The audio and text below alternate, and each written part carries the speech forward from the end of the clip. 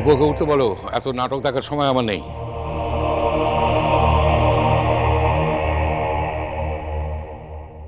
আর ওকে বলো যেন বাড়াবাড়ি না করে। এ বাড়িতে থাকতে যদি ইচ্ছে না করে যেখানে খুশি যাক, কিন্তু যেখানেই যাক সুস্থ হয়ে যাক।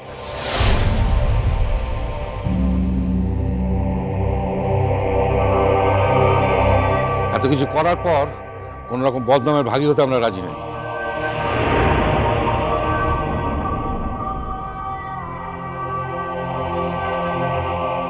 কি হলো, ওকে উঠতে বলো। বা উঠে পড়, উঠে পড়, এক্ষুনি উঠে পড় ওখান থেকে। উঠবি তো? বাহা, উঠে পড়ো। যারা তোমার প্রণাম চায় না তাদের এরকম ভাবে মাটিতে পড়ে প্রণাম করছো কেন? ওঠো। বাহা, এই বাহা, ওঠ রে। এভাবে ঠান্ডার মধ্যে মাটিতে পড়ে থাকতে নেই, ওঠ মা।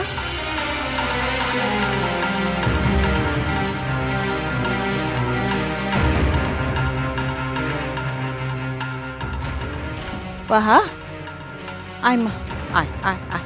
আমি তোকে একটু বার্লি খাইয়ে দিই, আয় চামচ করে। ওঠ, আয় মা, আয়।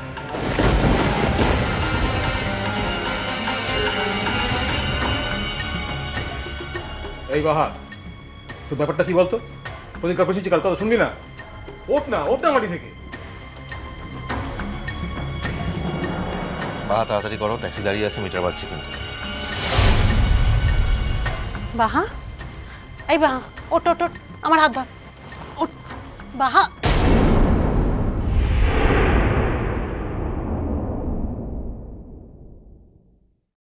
বাহা, ওর দেখি। বাহা, একে তো সেন্সলেস হয়ে গেছে। কি দেখি? বাহা, এই বাহা, এই বাহা, দেখি। এই বাহা, বলছি শিগগির অ্যাম্বুলেন্সে কল কর, হাসপাতালে নিয়ে যেতে হবে এক্ষুনি। বলছি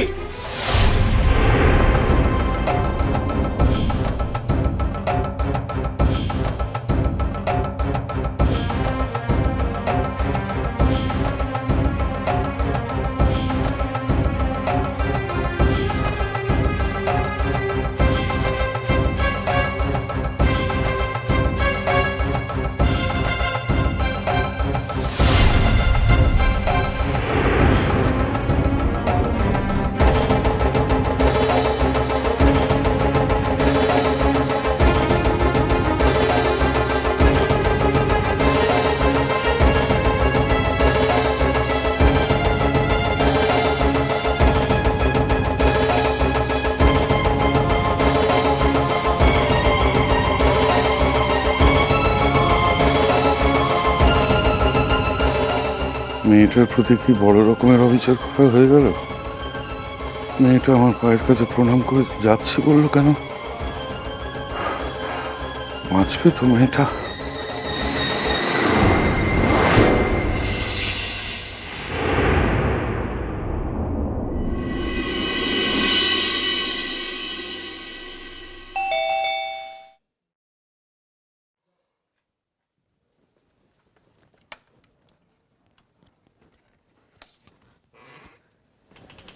কি হলো, গিয়েছিলে?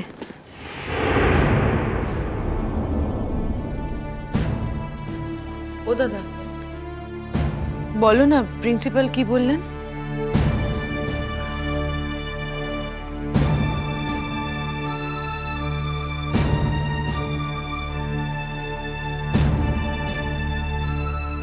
দিব্য, বল না বাবা, আমরা বাড়িতে বসে থাকি, আমাদেরও তো চিন্তা হয়।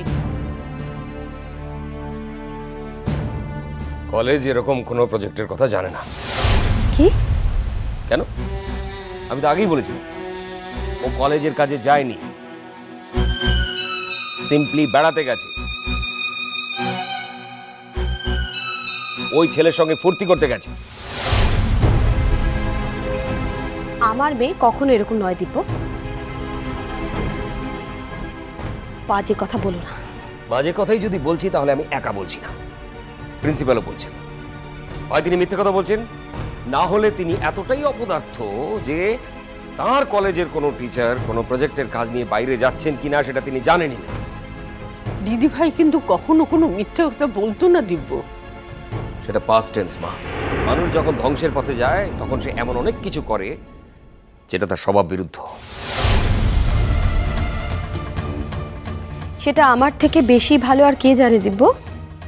যতই তুমি আমাকে বিদ্রূপ করে কথা বলো অনু, তোমার মেয়ে নিজের হাতে তার সংসারটা ভাঙতে চলেছে, তোমার জামাই নয়।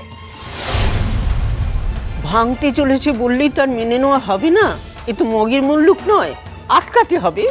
মুনিয়া যে এরকম একটা কাজ করতে পারে তা আমি ভাবতেও পারি না।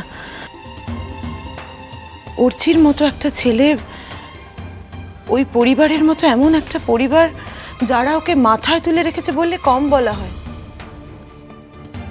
এই যে এখন কি বলবে ওদের বাড়িতে গিয়ে? হ্যাঁ, খুব তো বড় বড় কথা শুনিয়ে এসেছিলে সেদিন। এখন এখন যদি ওরা তোমার মেয়ের কথা জানতে পারে তাহলে কিছুতেই অ্যাকসেপ্ট করবে না। তখন কি করবে?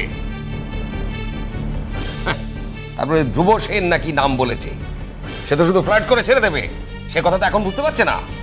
বৌমা, মেয়ে বাড়ি ফিরলে ওর সঙ্গে একটু মন খুলে কথা বলো তো।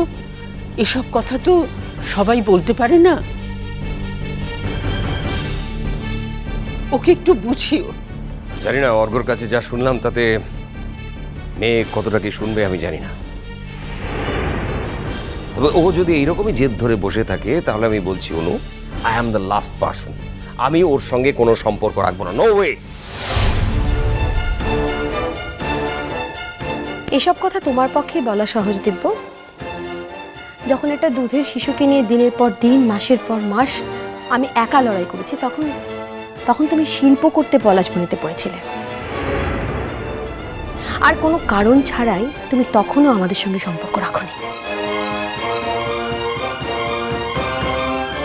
শোনো অনু, তুমি যদি মনে করে থাকো যে সবসময় আমাকে আক্রমণ করার কথা বলে তুমি তোমার মনের জ্বালা মেটাবে, তাহলে তোমার মনের জ্বালা কতটা মিটবে আমি জানি না, কিন্তু তোমার মেয়ের জীবনের সমস্যার যে কোনো সমাধান হবে না সেটা কি তুমি এখনো বুঝতে পারছো না? বৌমা, দিব্য যদি অল্প বয়সে কোনো ভুল করে থাকে সেই কথা নিয়ে আমাদের সামনে আজকে খোঁটা দেওয়ার কোনো মানে হয় না।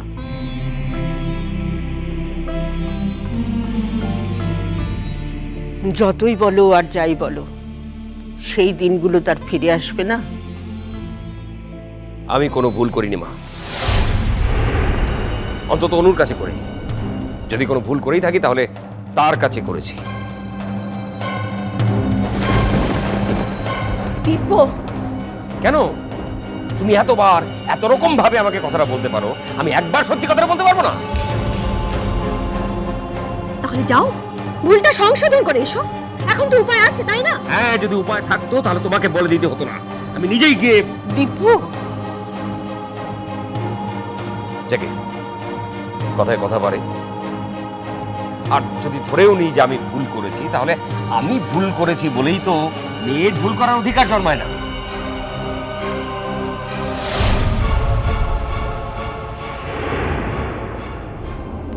একটা দিনের জন্য এই সংসারে আমি শান্তি পেলাম না। এতদিনে এই লোকটার জন্য জ্বলেছি, এখন মেয়েটার জন্য জ্বলতে হচ্ছে। মা, মা, মন যাই করে থাক, সেটা ঠিক হোক বা ভুল হোক, কিন্তু অর্চি যেগুলো করছে বাহাকে নিয়ে, ওগুলো বাড়াবাড়ি নয়, ওগুলো অসভ্যতা, অসভ্যতা।